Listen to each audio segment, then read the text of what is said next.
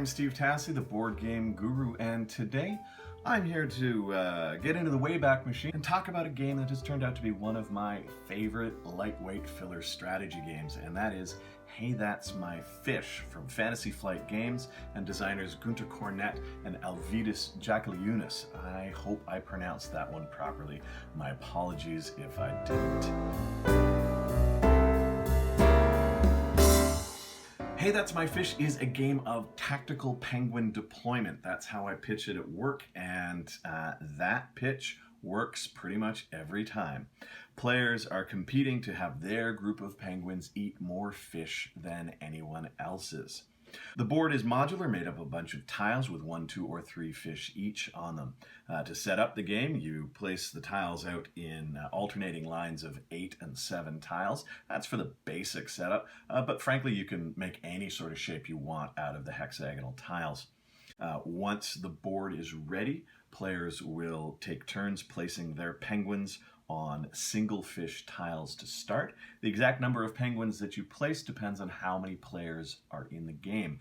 If it's just 2 of you, you're going to each use 4 of your penguins. If there's 3 of you, you'll only have 3 each. And if it's a 4-player game, each player will only have 2 penguins at their disposal. On your turn, you pick one of your penguins. You move it in a straight line as far as you want to, keeping in mind that you cannot move through other penguins, you cannot move across holes in the ice, and you cannot move off the edge of the board. Then you will pick up the tile that your penguin started on and add that to your scoring pile. Players alternate taking moves back and forth around the table until they have no more penguins left to move. When a penguin is completely isolated, so either all of the spaces around it are gone or occupied by other penguins, that penguin is isolated and is removed from the game. You get to claim the tile that it was standing on when it was isolated. And once all the penguins are removed from the game is over. And the winner is the person who ate the most fish.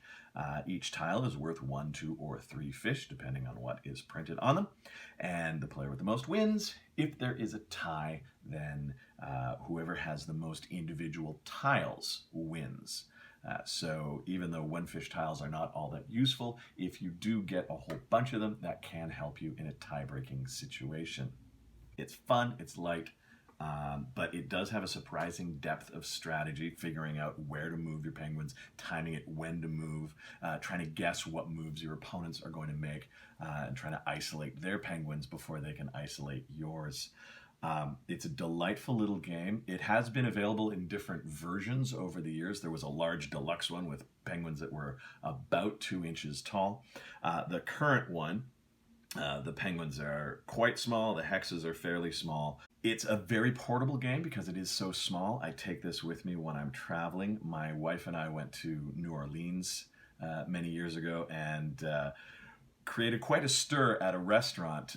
We were waiting for a table, so we had a seat at the bar, and we weren't exactly sure how long it was going to take, so I pulled out Hey That's My Fish, set it up on the bar, we played it, and a whole bunch of the staff came by, and they looked and they wanted to know what the heck we were playing, because of course, while Hey That's My Fish is a fairly well-known game among board game hobbyists, it is not by any stretch a mainstream title, and so people had no idea what the heck we were doing. But we had a lot of fun and educated a couple of people in New Orleans about awesome little board games. I'm Steve Tassi, the board game guru. Do you have a favorite small filler game? Mention it in the comments below. Or if you've got a little anecdote about traveling with games, why not tell us about that too? Until next time, happy gaming.